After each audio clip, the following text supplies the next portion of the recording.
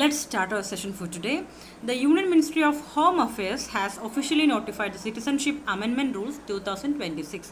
അപ്പോൾ Citizenship Amendment Rules 2026 MHA കൊണ്ടുവന്നിരിക്കുകയാണ്. എന്തിനാണ് aiming to digitalize the Overseas Citizen of India framework and enforce stringent regulation to prevent minors from simultaneously holding dual passports. അപ്പോൾ എന്തിനാണ് overseas citizen of India OCI card ഹോൾഡേഴ്സിൻ്റെ ഈ ഒരു minor children ഉണ്ടല്ലോ, പ്രായപൂർത്തിയാവാത്ത കുട്ടികൾ dual citizenship hold ചെയ്യുകയും രണ്ട് രാജ്യത്തെ പാസ്പോർട്ട് ഹോൾഡ് ചെയ്യുകയും ചെയ്യുന്നുണ്ട്. അപ്പോൾ ഇതൊക്കെ ഒന്ന് കുറയ്ക്കാനായിട്ട് സ്ട്രിഞ്ചൻറ്റ് റെഗുലേഷൻസ് കൊണ്ടുവരാനായിട്ടും ഒക്കെയാണ് ഈ ഒരു അമെൻമെൻറ്റ് കൊണ്ടുവന്നിരിക്കുന്നത്.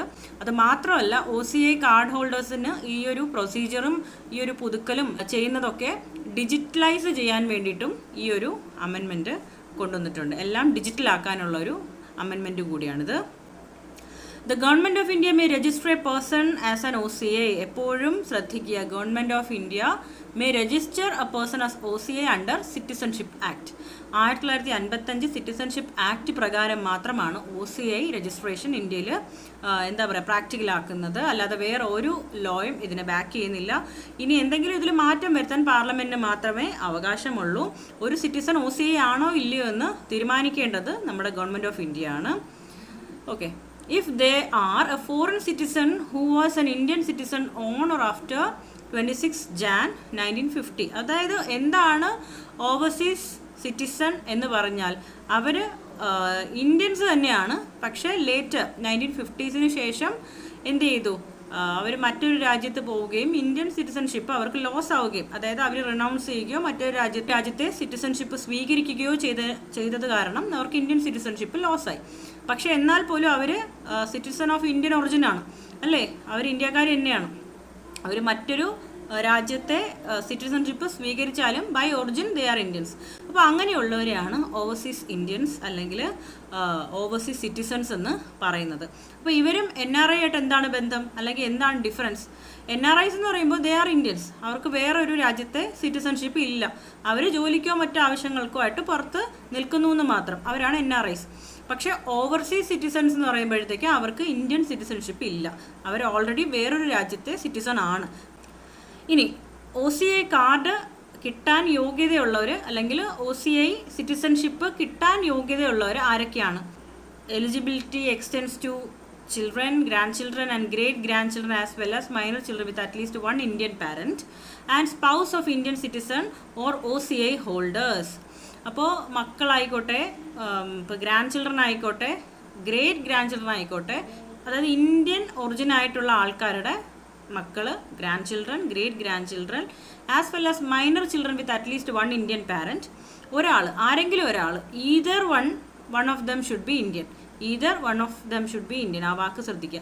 അപ്പോൾ ഒരാളെങ്കിലും ഇന്ത്യക്കാരായിട്ടുള്ള പാരൻ്റ് ഉള്ള കുട്ടികൾ, മൈനർ കുട്ടികൾ, ആൻഡ് സ്പൗസസ് ഓഫ് ഇന്ത്യൻ സിറ്റിസൺസിൻ്റെ സ്പൗസസ്, ഭാര്യമാരോ അല്ലെങ്കിൽ ഭർത്താക്കന്മാരോ, or OCI holders subject to a minimum 2 year registered marriage. Exceptions എന്താണ്? Persons who or either of whose parents or grandparents or great grandparents is or has been a citizen of Pakistan or Bangladesh. അപ്പോൾ ഇവർക്ക് OCI registration ചെയ്യാനോ ആ ഒരു card hold ചെയ്യാനോ സാധിക്കില്ല. ഇനി ഈ OCI കാർഡ് ഹോൾഡേഴ്സിൻ്റെ ബെനിഫിറ്റ്സ് എന്താണ്? അവർക്ക് മൾട്ടിപ്പിൾ എൻട്രി സാധ്യമാണ്. Lifelong visa to visit ഇന്ത്യയിലേക്ക് എപ്പോൾ വേണോ അവർക്ക് വിസിറ്റ് ചെയ്യാനുള്ള സ്വാതന്ത്ര്യമുണ്ട്. എൻജോയ് പാരിറ്റി വിത്ത് NRIസിനെ പോലെ തന്നെ അവകാശങ്ങൾ അവർക്കും, അതായത് ആ ഒരു സ്റ്റേറ്റസ് അവർക്കും ഹോൾഡ് ചെയ്യാം. In economic, financial and educational matters പഠിക്കാൻ വരാം, ഇവിടെ എന്തെങ്കിലും ബിസിനസ് നടത്തണമെങ്കിൽ അങ്ങനെ ചെയ്യാം. But are not entitle to voting rights. അതായത് ഇന്ത്യൻ സിറ്റിസൺ ആണെങ്കിൽ മാത്രമേ നമുക്ക് വോട്ടിംഗ് റൈറ്റ്സ് ഉള്ളൂ. അപ്പോൾ OCI കാർഡ് ഹോൾഡേഴ്സിന് വോട്ടിംഗ് റൈറ്റ് ഇല്ല, പക്ഷേ NRIസിനെ പോലെ ബാക്കിയുള്ള കാര്യങ്ങളിലെല്ലാം പാരിറ്റി ഉണ്ട്. സിറ്റിസൺഷിപ്പുമായിട്ട് ബന്ധപ്പെട്ട ആർട്ടിക്കിൾസ് ഏതൊക്കെയാണ്? 5 to 11 ആണ് കേട്ടോ. 5, 6, 7, 8, 9, 10, 11 ആണ് സിറ്റിസൺഷിപ്പിനെ കുറിച്ച് പറയുന്നത്. ഇനി ആർട്ടിക്കിൾ 15, 16, 19, 29, 30 അത് മാത്രമല്ല വോട്ടിംഗ് റൈറ്റ്സ്, ഇത് only to ഇന്ത്യൻ സിറ്റിസൺ ആണ്.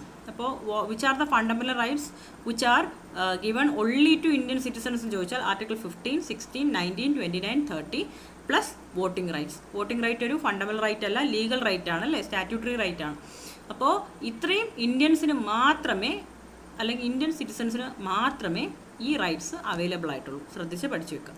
ഇനി പ്രധാനമായിട്ടും പറയേണ്ടത്, constitution does not define a term citizen but details of various categories of persons who are entitled to citizenship are given in part 2 article 5 to 11. Citizen എന്താണെന്ന് Indian constitution define ചെയ്യുന്നില്ല. പക്ഷേ details various categories of person who fall under this ഈ article 5 to 11 പറയുന്നുണ്ട്. Citizenship is listed in Union list under the Constitution and thus is the exclusive jurisdiction of Parliament. ഞാൻ പറഞ്ഞല്ലോ, സിറ്റിസൺഷിപ്പിൽ എന്തെങ്കിലും മാറ്റം വരുത്താനോ അതിലെന്തെങ്കിലും ambiguity ഉണ്ടെങ്കിൽ അത് തീർക്കാനോ പാർലമെന്റിന് മാത്രമേ റൈറ്റുള്ളൂ. എക്സ്ക്ലൂസീവ് ജൂറിസ്ഡിക്ഷൻ ആണ് ക്വസ്റ്റ്യൻ വന്നിട്ടുണ്ട്. ഇന്ത്യൻ സിറ്റിസൺഷിപ്പ് കിട്ടാനുള്ള 4 വേസ് എന്തൊക്കെയാണ്? ബൈ ബർത്ത് നമുക്ക് ഇന്ത്യൻ സിറ്റിസൺഷിപ്പ് കിട്ടും, decent, registration, naturalisation. In a Citizenship Amendment Bill 2019, the amendment proposes to permit members of 6 communities, 6 communitiesle members, Hindus, Sikhs, Buddhists, Jains, Parsis and Christians from Pakistan, Bangladesh and Afghanistan to continue to live in India if they entered India before December 31st, 2014. അതായത് ഈ പറഞ്ഞ കാറ്റഗറിയിലുള്ളവർ December 31st, 2014 മുന്നേ ഇവിടെ ജീവിച്ച് വരുന്നവരാണെങ്കിൽ അവർക്ക് ഇനിയും ഇവിടെ തന്നെ കണ്ടിന്യൂ ചെയ്ത് ഇന്ത്യൻ മണ്ണിൽ തന്നെ കണ്ടിന്യൂ ചെയ്ത് ജീവിച്ച് പോകാം. It also reduces a requirement for citizenship from 11 years to just 5 years. അപ്പോൾ 11 years അല്ലെങ്കിൽ 12 years ഇവിടെ കണ്ടിന്യൂസ് ആയിട്ട് ജീവിച്ചാൽ മാത്രമേ നാച്ചുറലൈസേഷൻ വഴി സിറ്റിസൺഷിപ്പ് കിട്ടുള്ളൂ എന്നുള്ള റൂള് അമെൻഡ് ചെയ്തിട്ടുണ്ട്. ഇപ്പോൾ ജസ്റ്റ് 5 years മതി. ഇന്ത്യൻ സിറ്റിസൺഷിപ്പ് ലോസ് ചെയ്യുന്ന 3 വഴി: ബൈ റിനൗൺസിയേഷൻ, അതായത് വോളണ്ടറിലി നമ്മൾ പറയുകയാണ് ഇന്ത്യൻ സിറ്റിസൺഷിപ്പ് എനിക്ക് വേണ്ട, ഞാൻ അത് ഉപേക്ഷിക്കുകയാണ്. Termination, automatic loss upon acquiring foreign citizenship. അപ്പം നമ്മൾ വേറൊരു രാജ്യത്തെ സിറ്റിസൺഷിപ്പ് സ്വീകരിച്ചാൽ ഓട്ടോമാറ്റിക്കലി ഇന്ത്യൻ സിറ്റിസൺഷിപ്പ് നമുക്ക് ലോസ് ആവും. ഡ്യുവൽ സിറ്റിസൺഷിപ്പ് ഇല്ല. And deprivation, compulsory termination by the central government due to fraud, disloyalty to the constitution or residing abroad continuously for 7 years. അപ്പോൾ 7 വർഷം കണ്ടിന്യൂസ് ആയിട്ട് പുറത്ത് നിൽക്കുകയാണെങ്കിലും വെളിരാജ്യത്ത് നിൽക്കുകയാണെങ്കിലും അല്ലെങ്കിൽ കോൺസ്റ്റിറ്റ്യൂഷനോട് ഡിസ്ലോയൽറ്റി കാണിച്ചാലും ഒക്കെ സെൻട്രൽ ഗവൺമെൻറ്റിന് ഇവരുടെ സിറ്റിസൺഷിപ്പ് ഡിപ്രൈവ് ചെയ്യാം. ഓക്കെ, അപ്പോൾ NRIs കണ്ടിട്ടില്ലേ, 7 വർഷം കണ്ടിന്യൂസ്ലി പുറത്ത് നിൽക്കുകയാണെങ്കിൽ അവർ 6 വർഷമൊക്കെ കഴിയുമ്പോഴത്തേക്ക് ഇന്ത്യയിലേക്ക് വന്നിട്ട് കുറച്ച് നാൾ ഇവിടെ താമസിച്ചിട്ട് ആ ഒരു ബ്രേക്ക് എടുക്കും. ഓക്കെ, കണ്ടിന്യൂസ് ആയിട്ട് 7 years പുറത്താണെങ്കിൽ ഇന്ത്യൻ സിറ്റിസൺഷിപ്പ് ഡിപ്രൈവ് ആവാൻ ചാൻസ് ഉണ്ട്. നമ്മളിന്ന് എടുത്തത് overseas citizen of India, citizenship act of 1955, എങ്ങനെയൊക്കെയാണ് ഇന്ത്യൻ സിറ്റിസൺഷിപ്പ് കിട്ടുന്നത്, ഏതൊക്കെ വിധത്തിലാണ് ഇന്ത്യൻ സിറ്റിസൺഷിപ്പ് നഷ്ടപ്പെടുന്നത്, ഇതെല്ലാമാണ് നമ്മളിന്ന് എടുത്തത്. ക്ലാസ്സിനെ കുറിച്ചുള്ള അഭിപ്രായങ്ങളും നിങ്ങളുടെ സജഷൻസും എല്ലാം കമൻറ്റ് ചെയ്യുക, ലൈക്ക് ചെയ്യുക, ഷെയർ ചെയ്യുക. Okay, thank you.